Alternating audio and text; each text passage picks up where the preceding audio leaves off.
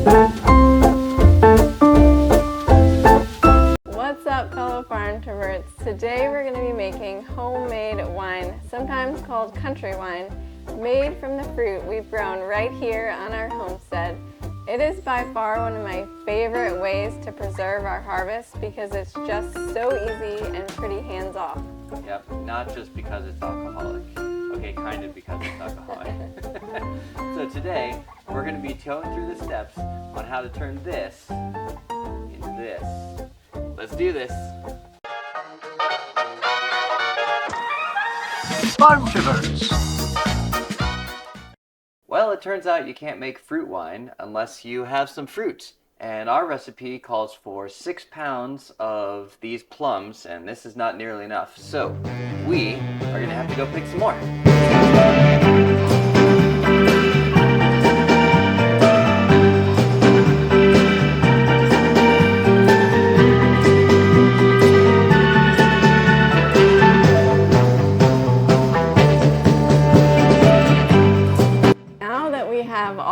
Fruit, our next step is to wash it.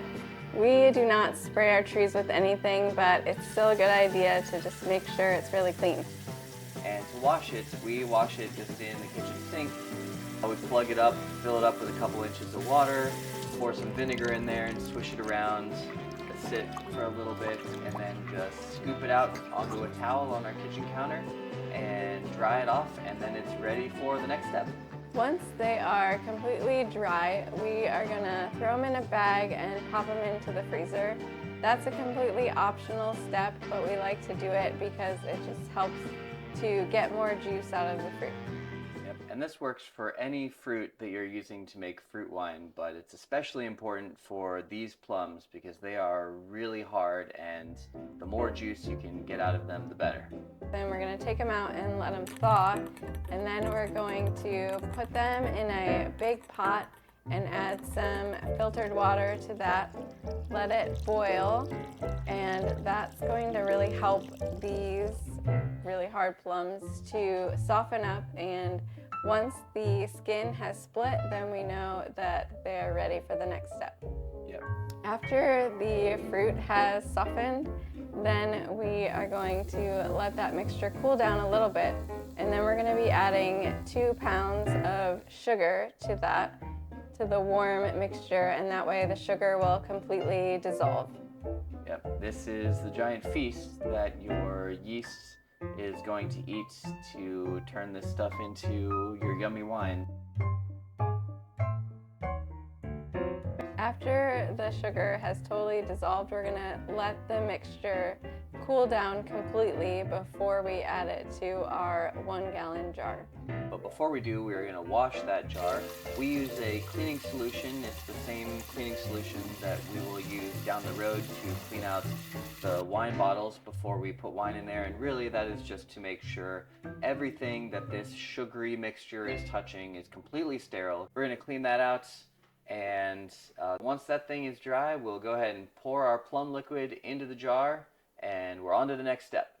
The nice thing about making homemade wine is that it's basically just like following a recipe. It doesn't have to be super complicated. You just follow along, and then at the end you'll have wine. You'll need several different things. It might seem like a lot, but you're only using a tiny bit of each thing, and so each ingredient should last you a good long while before it runs out. Yeah, we've been making fruit wine for several years now, and I'm not sure we've ever had to go back and re-buy any. We still have the original packages for all of these ingredients because you just use a teeny tiny bit each time.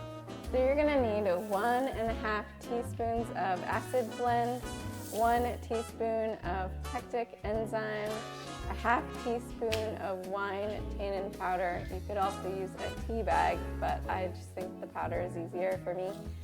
And 1/4 teaspoon of yeast nutrient. And then lastly, you will add the wine yeast.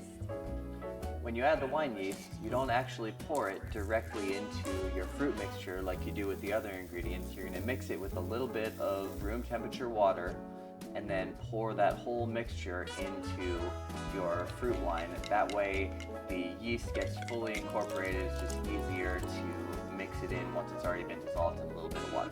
So when all of that is in your glass jar, you're going to want to make sure you have a 2-inch headspace at the top. You might have to add a little extra water. It's important to give yourself that room. Ask me how I know. How do you know? Because if you don't, it is a giant mess because everything is bubbling and growing and it can come out the top. So this will come with your wine jar, but every wine jar needs to have an airlock on top of it, and that is a way to let the gases that are being produced by the yeast eating escape from the jar so that you're not creating a little bomb on your kitchen counter. No wine bombs. Yep, that one doesn't work. That's not a good way. That's not a good thing to come home to or wake up to. And it's also going to prevent anything like bacteria or mold spores or fruit flies from going back in through the top of the bottle. Although we've had a couple of fruit flies really give it their darndest to try to get through that airlock. But yeah, so you fill it up with a little bit of water and it lets air go through but doesn't let anything come back through. Then you're gonna let that wine ferment in that 1-gallon glass jar for a week, and then you're gonna transfer it to another 1-gallon, clean 1-gallon jar, and that's called racking it, and you're gonna rack it to the secondary ferment. And you're gonna want to get all of the juice and none of the pulp. And so you're gonna leave that all in the first jar and just get the good stuff into the second jar. Yep, so to do that, we're using a siphon, and we just siphon out. You can do it either the easy way or the hard way. The hard way is having your 2 jars side by side on the counter and just pumping the siphon over and over again until all the liquid gets to your secondary fermenter. Or we figured out a couple of bottles of wine in that you can actually just use gravity and lower your secondary fermenter below the height of your first fermenter, and once you get the flow going, it'll just pump by itself. Gravity is your friend. Yeah. And then once it's done, you'll use another airlock on top of that guy, and he will actually sit around for 30 days. For 30 days. And then it's time to bottle. And that's specific to this plum recipe. Each different fruit you can make wine from might have a different amount of time that they're going to sit in their fermenting jars. So these particular plums are going to take 30 days until they're ready to bottle. So our month of patiently waiting is over, and now it is time to bottle our plum wine. So to do that, we are going to use that same cleaning solution that we used a month ago to wash out our jars, and we're going to make sure our wine bottles are very clean and dry, and then we are going to use that same siphon and pump the wine out of our secondary fermenter into our wine bottles. You should get 2, 3, maybe 4 bottles of wine from 1 gallon of the fruit juice mixture, and that is super nice because it's a pretty low commitment compared to making 5 gallons at a time, because if you're trying new things like we usually do, sometimes you find one that you don't absolutely love. Looking at you, watermelon wine. Yeah, I cannot even imagine how bad I would have been if we had ended up with 30 bottles of watermelon wine, because it was not good. I think it came out okay, but we did not care for the taste. I thought I would like it because I love fresh watermelon, but it totally changed when it went into wine. Yeah, it was not good. We had it cold, we had it warm, like nothing could completely mask the flavor of this watermelon wine. We got it down though. We persevered for the good of the cause.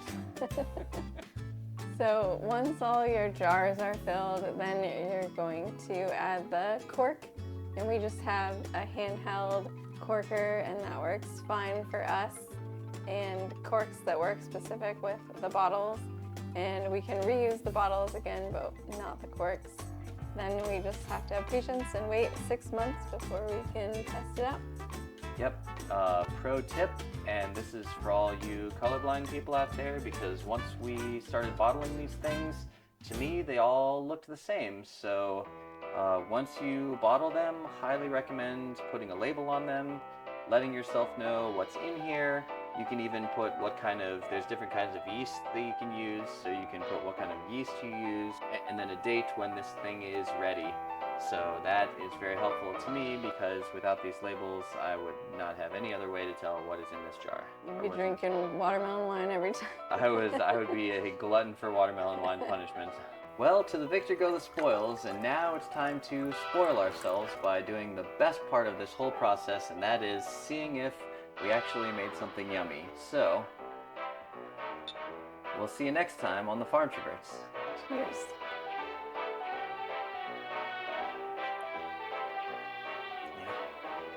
It's good.